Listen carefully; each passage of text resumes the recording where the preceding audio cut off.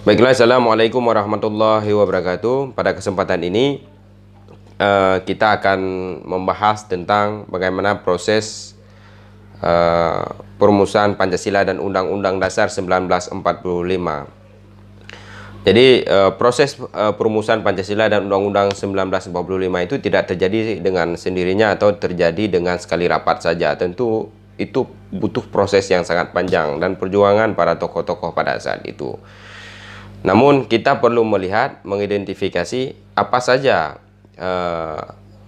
proses-proses yang dilakukan oleh para pejuang-pejuang terdahulu. Yang pertama sekali ditandai dengan adanya kekalahan Jepang menjelang kemerdekaan Republik Indonesia, khususnya pada bulan Agustus 1945. Tentu pada saat menjelang kekalahan Jepang, Jepang sudah menginisiasi pembentukan Badan Penyidik Usaha-usaha Persiapan Kemerdekaan Republik Indonesia. Jadi tujuan mereka adalah menyidik, melihat bagaimana kesiapan Indonesia pada saat itu untuk mempersiapkan kemerdekaan negara Republik Indonesia. Jepang pada saat itu merumuskannya pada tanggal 29 April 1945. Namun pada tanggal 28 Mei 1945 baru dilantik anggotanya.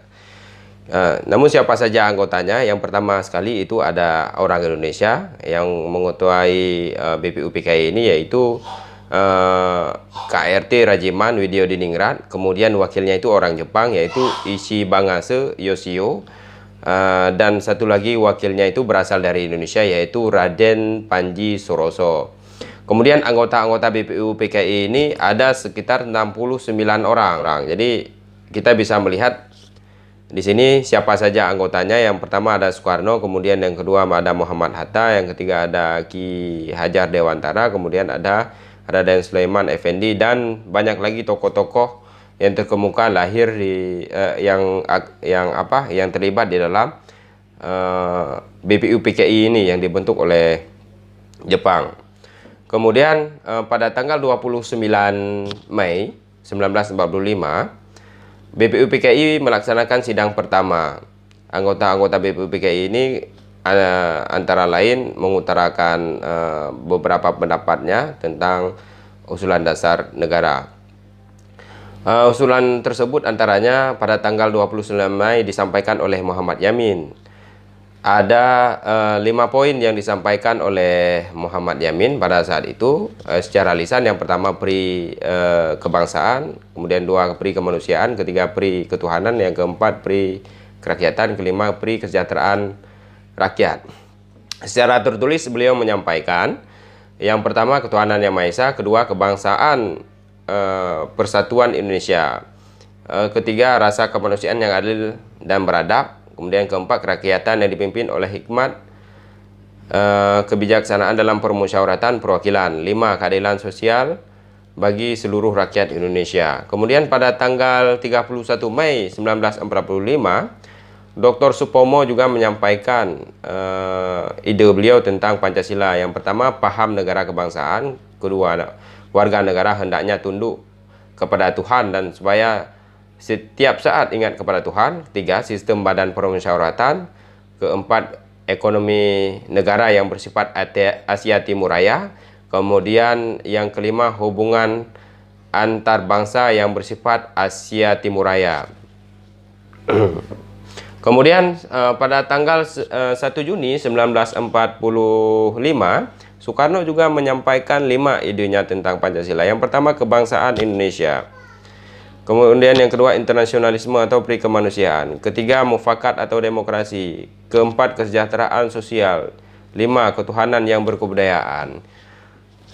Jadi ketiga tokoh itu menyampaikan ide-idenya dalam sidang BPUPKI sehingga tidak ada titik temu pada sidang pertama yang dilaksanakan 29 sampai 1 Juni 1945. Sehingga dibentuklah sebuah tim kecil yang beranggotakan 9 orang yang diketuai oleh Soekarno sendiri pada saat itu. Kemudian menghasilkan sebuah kesepakatan atau yang dinamakan dengan Piagam Jakarta di luar daripada BPU PKI itu sendiri, antara lain ketuhanan dengan kewajiban menjalankan syariat Islam bagi pemeluk-pemeluknya, kemudian yang kedua kemanusiaan yang adil dan beradab, ketiga persatuan Indonesia, keempat kerakyatan yang dipimpin oleh hikmat, kebijaksanaan dalam permusyawaratan perwakilan, lima keadilan sosial bagi seluruh rakyat Indonesia. Jadi itulah hasil dari panitia 9 yang sudah disepakati pada saat itu. Kemudian sidang kedua BPU PKI dilaksanakan pada tanggal 10 sampai 16 Juli 1945. Antara lain pembentukan panitia kecil perancang undang-undang diketuai oleh Supomo, dan hasilnya adalah pertama pembukaan Undang-Undang Dasar, kedua undang-undang atau batang tubuh yang terdiri dari 16 bab 37 pasal, kemudian 4 pasal aturan peralihan dan 2 ayat aturan tambahan. Selanjutnya sidang setelah selesai melakukan sidang, kemudian BPU PKI itu dibubarkan dan lahirlah lembaga yang namanya Panitia Persiapan Kemerdekaan Indonesia. Jadi Panitia Persiapan Kemerdekaan Indonesia ini melaksanakan sidang pertamanya pada 18 Agustus 1945, satu hari setelah Soekarno-Hatta memproklamirkan kemerdekaan Indonesia.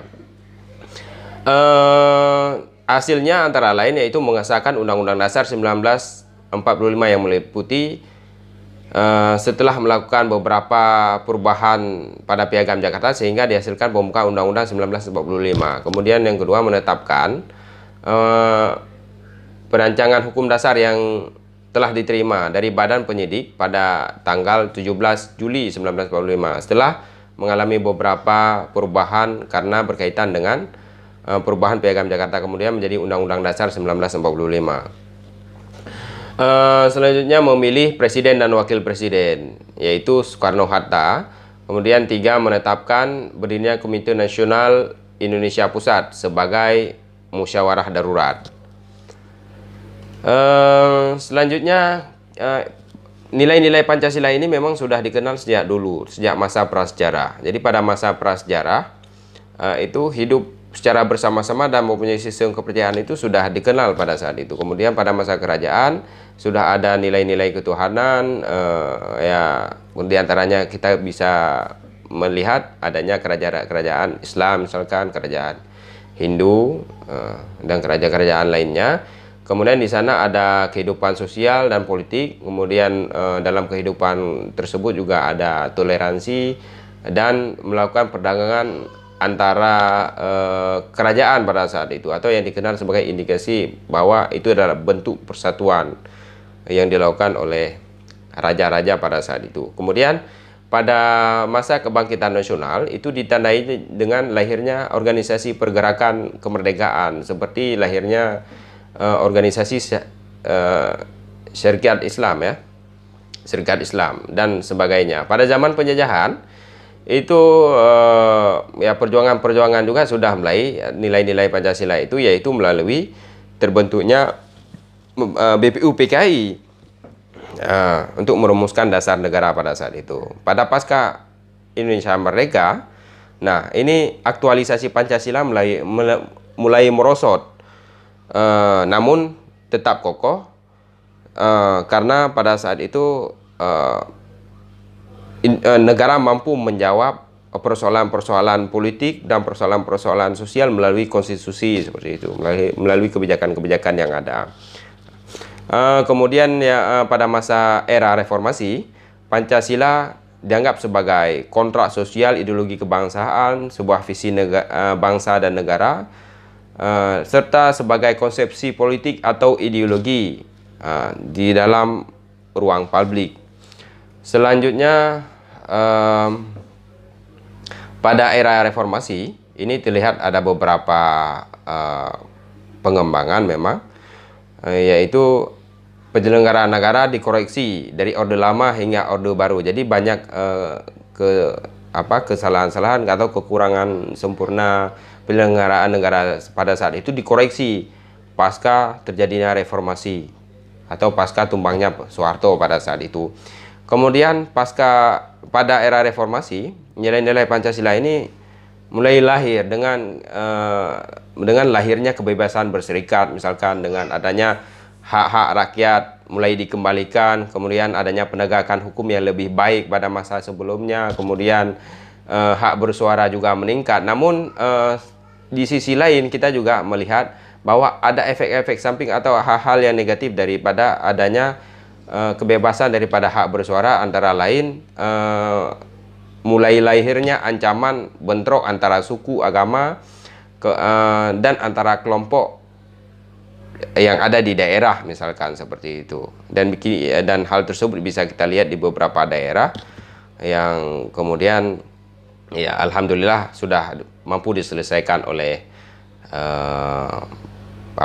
tokoh-tokoh kita pada saat itu. Kemudian hal yang negatifnya adalah terjadi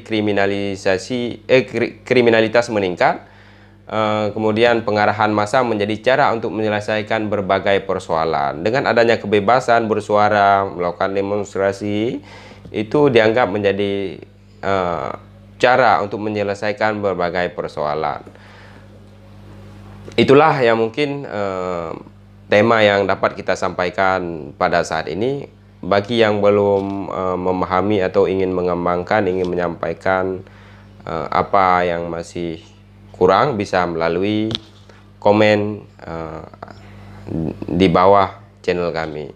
Demikian yang dapat kami sampaikan. Wabillahi taufiq wal hidayah. Assalamualaikum warahmatullahi wabarakatuh.